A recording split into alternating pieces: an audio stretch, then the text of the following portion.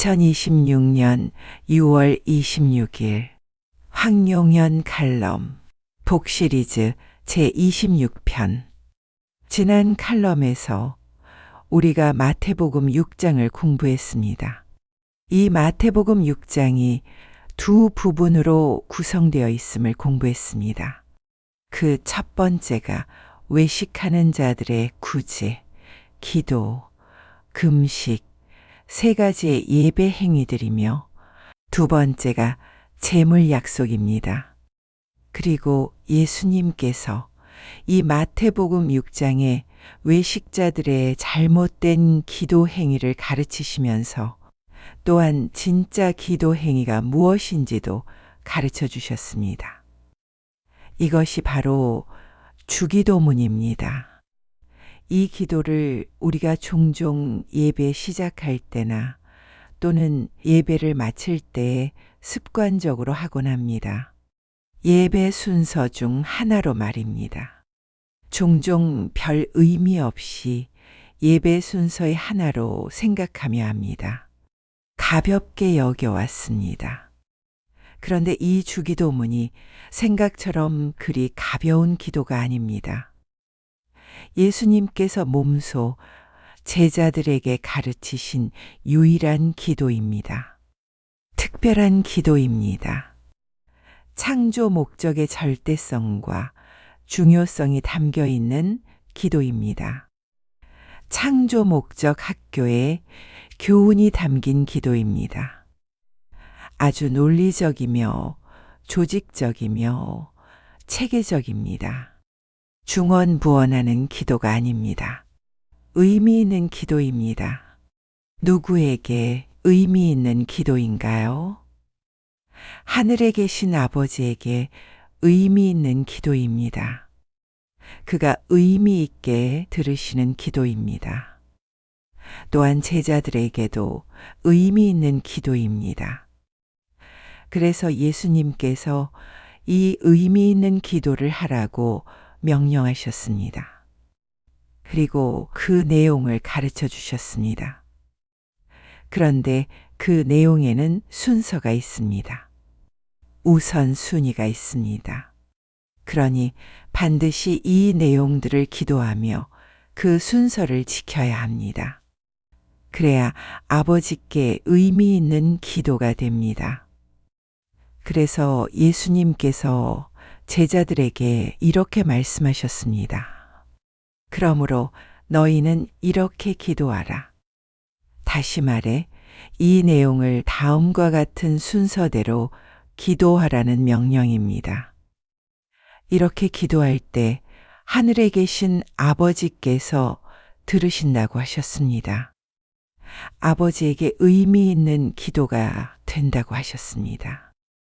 그 내용과 순서의 중요성을 강조하셨습니다. 그러면 첫 순서와 그 내용이 무엇인가요? 예수님의 가르침입니다. 하늘에 계신 우리 아버지여, 이름이 거룩히 여김을 받으시오며, 이것이 첫 순서이며 첫 고백입니다. 이는 아버지의 이름, 아버지의 정체성이 거룩하다라는 고백입니다. 그러면 거룩하다란 무슨 의미인가요? 이는 피조물과 구별된다라는 의미입니다. 다시 말해 피조물과 다르다라는 의미입니다. 그러면 어떻게 구별되나요? 최소한 12가지로 구별됩니다. 아버지의 정체성이 이러합니다. 삼위자, 자존자, 영원자, 불변자, 창조자, 전지자, 전능자, 무소부재자, 사랑자, 자비자, 은혜자, 공의자 등입니다. 우리가 이 정체성을 최우선으로 매일매일 고백할 때 아버지께서 흡족해 하십니다. 영광 받으십니다. 이것이 바로 주기도문의 첫 번째 요건입니다. 아버지에게 의미 있는 기도입니다. 아버지의 정체성을 경외하며 고백하는 기도입니다. 동시에 내 자신을 아버지 앞에 무릎 꿇는 기도입니다. 겸손히 내가 피조물됨을 고백하는 기도입니다. 겸손히 나의 생사화복이 아버지의 장중에 있다고 고백하는 기도입니다. 그런데 문제가 있습니다. 우리가 아버지를 볼 수 없는데 어떻게 이분에게 기도할 수 있나요? 입니다. 우리는 예수님만 볼 수 있습니다. 아버지는 하늘 보좌에 영광채로 계십니다. 그런데 왜 예수님께서 볼 수 없는 아버지께 기도하라고 하셨나요? 이는 예수님의 겸손하심 때문입니다. 아버지를 높이시는 마음 때문입니다. 우리가 이렇게 보좌에 계신 아버지를 향해 기도할 때 예수님과 성령님도 함께 기도받으십니다. 실제로 성경에 나오는 유명 인사들이 아버지께 기도하지 않았습니다. 여호와 예수님께 기도했습니다. 그 사례가 이러합니다. 아브라함의 기도의 대상이 여호와 예수님이었습니다. 모세도 여호수아도 사사들도 사무엘도 한나도 모든 선지자들도 모두가 여호와 예수님께 기도했습니다. 신약 시대의 유명 인사들도 마찬가지였습니다. 모두가 예수님께 기도했습니다. 예수님께서 자기 이름으로 기도하면 아버지께서 다 들으신다고 하셨습니다. 이는 예수님께서 아버지 안에 계시며 아버지도 예수님 안에 계시기 때문입니다.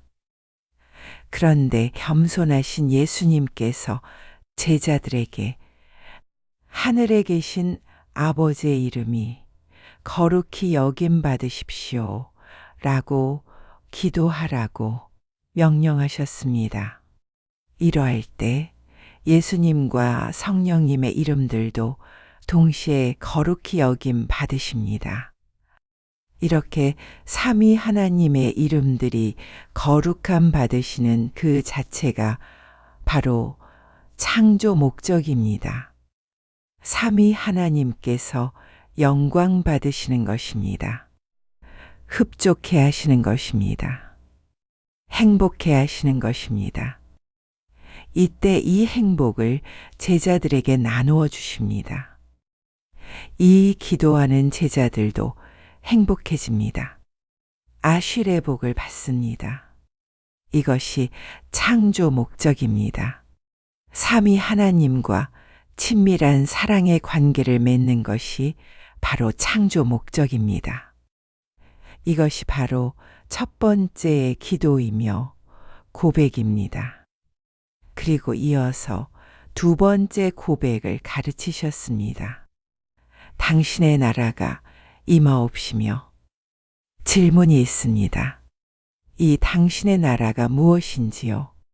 이것이 바로 하나님의 나라, 저 세상, 이 세상, 저 세상입니다. 이 중 좁은 의미로는 이 세상 7,000년 창조 목적 학교, 이 세상입니다. 이는 이 창조 목적 학교가 하나님의 뜻에 의해 이 세상에 개교되었다는 사실을 고백하라는 명령입니다. 이 학교에서 예정된 하나님의 자녀들인 학생들이 창조 목적의 절대성과 중요성을 공부하고 있다는 사실을 고백하라는 명령입니다. 아주 중요한 고백입니다. 우리의 정체성을 고백하라는 명령입니다. 우리가 이 창조 목적의 절대성과 중요성을 공부하러 이 세상에 잠깐 방문한 나그네 학생이라는 우리의 정체성을 매일매일 고백하라는 명령입니다. 이렇게 잠깐 교육받고 있다가 때가 차면 본향으로 귀환하는 존재라는 사실을 고백하라는 명령입니다. 그리고 이어서 세 번째 고백을 가르치셨습니다. 뜻이 하늘에서 이룬 것 같이 땅에서도 이루어지이다. 질문이 있습니다. 삼위 하나님께서 하늘에서 이루신 뜻이 무엇인지요? 이는 창세전 창조 목적 학교 개교 프로그램이며 이를 위한 예수님의 창세전 십자가 프로그램입니다. 다시 말해 복, 저주, 복 프로그램입니다. 하나님의 자녀들에게 창조 목적의 절대성과 중요성을 교육시키기 위한 프로그램입니다.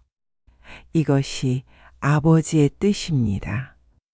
이미 이 뜻이 창세전에 하늘에서 이루어졌습니다. 이제 땅에서도 이루어지고 있습니다. 이 사실을 매일매일 고백하라는 명령입니다.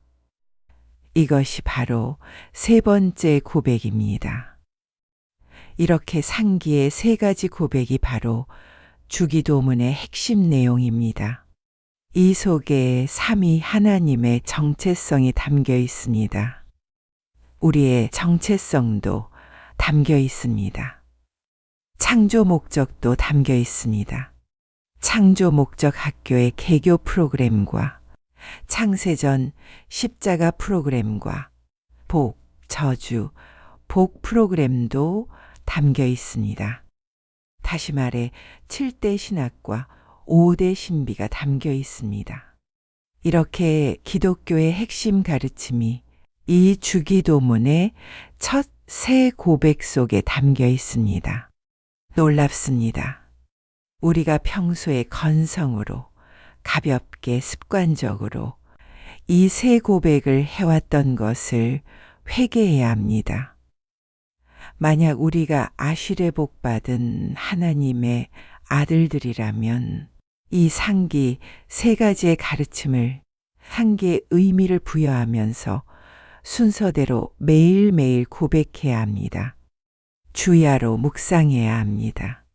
이런 자가 바로 창조 목적 학교의 우수 학생들입니다. 예수님의 마음에 연락된 자들입니다. 예수님을 사랑하는 자들입니다. 성령 충만한 자들입니다. 하나님의 아들들입니다. 소금과 빛들입니다. 외식하는 위선자들이 아닙니다. 두 주인을 섬기는 자들이 아닙니다. 거짓 선지자들이 아닙니다. 반석 위에 집 지은 자들입니다. 모래 위에 집 지은 자들이 아닙니다. 예수님의 신부감들이며 추수꾼들입니다. 그런데 신부감들은 여기에서 끝나면 안 됩니다. 삼위 하나님의 뜻을 수행해야 하기 때문입니다. 그러기 위해서는 이들에게 필요한 덕목들이 있다고 예수님께서 말씀하셨습니다.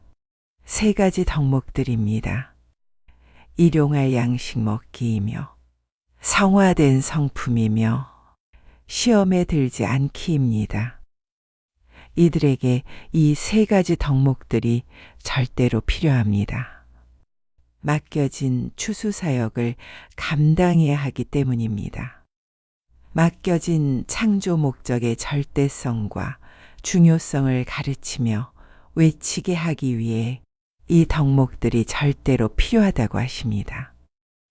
이들이 이 덕목들을 가지고 삼위 하나님의 뜻을 이루어야 하기 때문입니다. 우리 자신의 뜻이 아닙니다.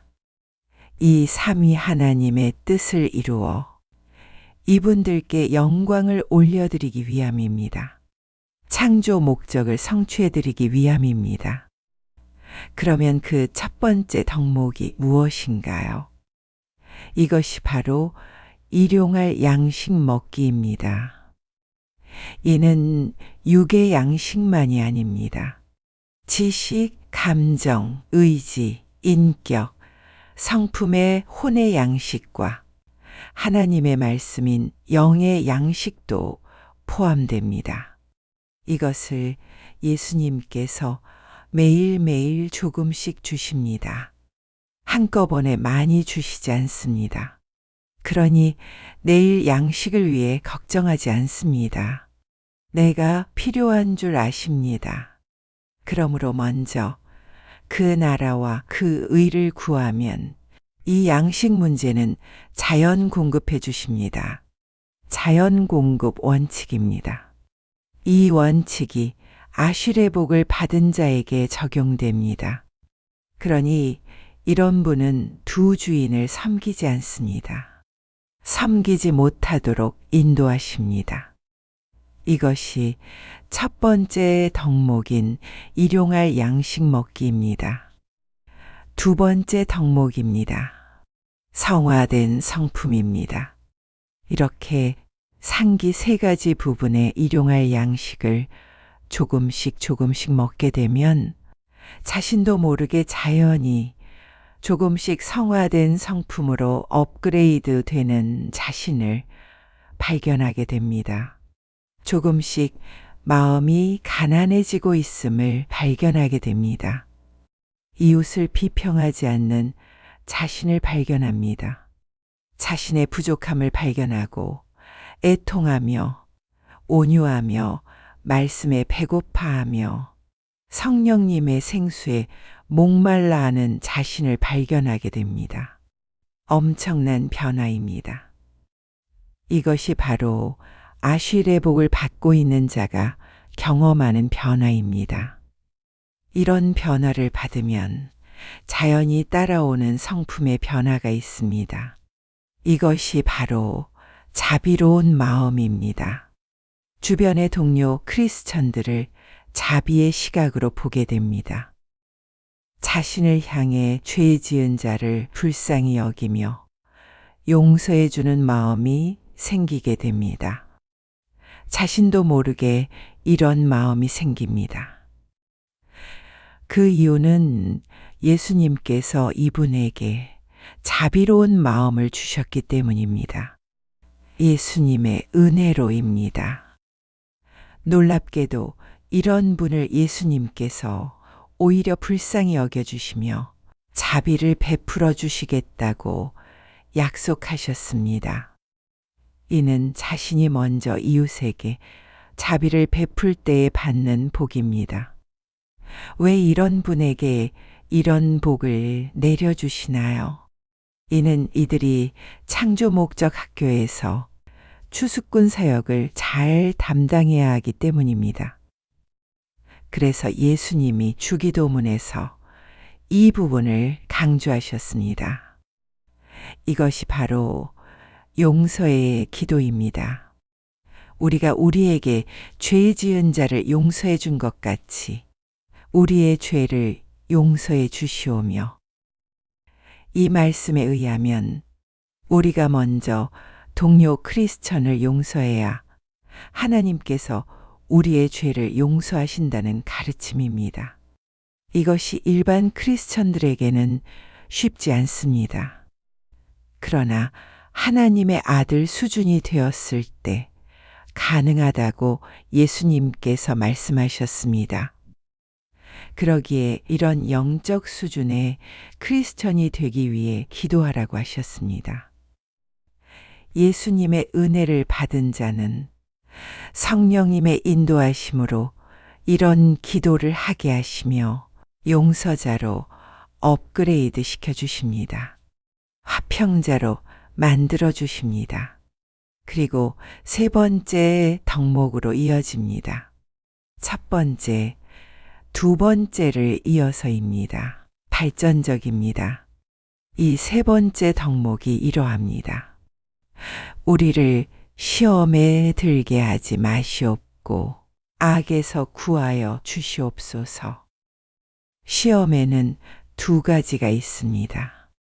첫 번째는 내가 욕심이 없는데 하나님께서 허락하신 페이라스모스 시험입니다. 두 번째는 나의 욕심에 끌려 유혹을 받는 페이라조 시험입니다.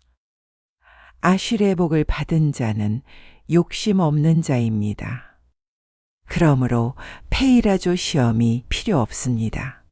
이런 시험을 허락하시지 않습니다. 심지어 페이라스모스 시험도 필요 없다고 하십니다. 그러니 이 페이라스모스 시험도 받지 않도록 기도하라고 하십니다. 그러니 이런 복을 받은 자는 시냇가에 심은 나무와 같습니다. 페이라스모스 시험도 필요 없습니다.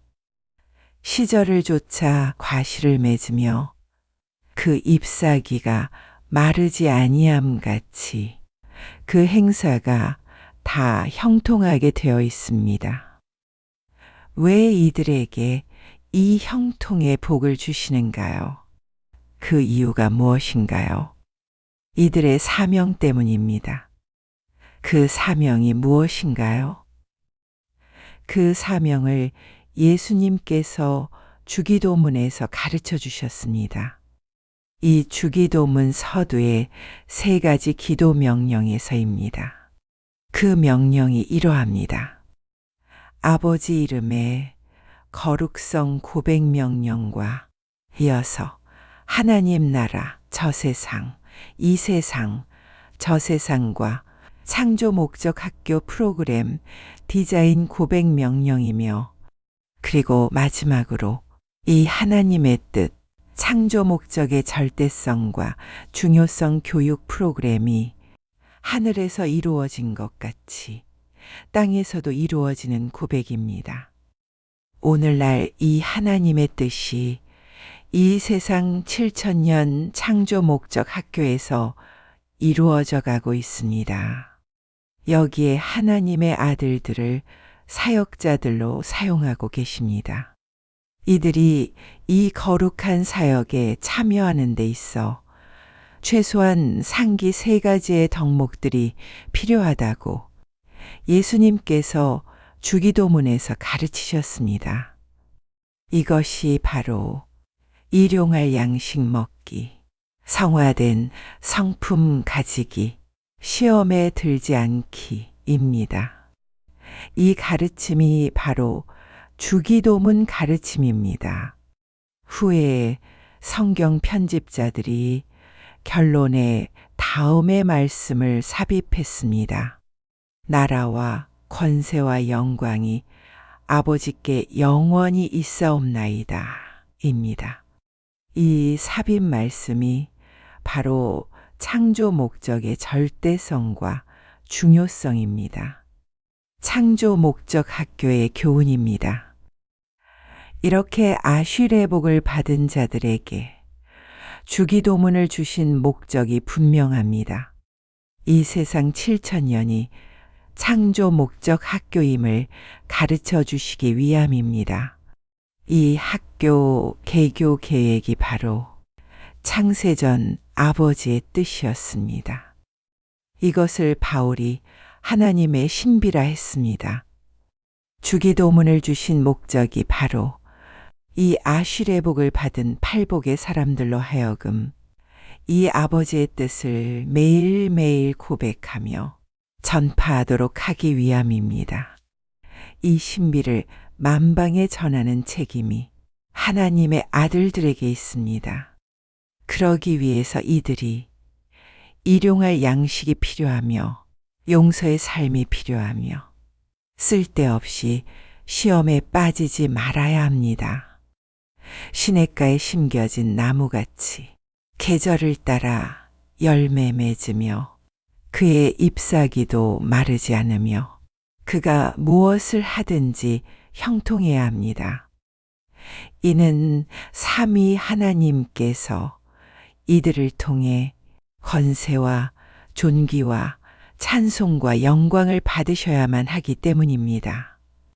그래서 예수님께서 산상수훈에서 하나님의 아들들에게 팔복을 가르쳐 주시고 이어서 주기도문을 가르쳐 주셨던 것입니다.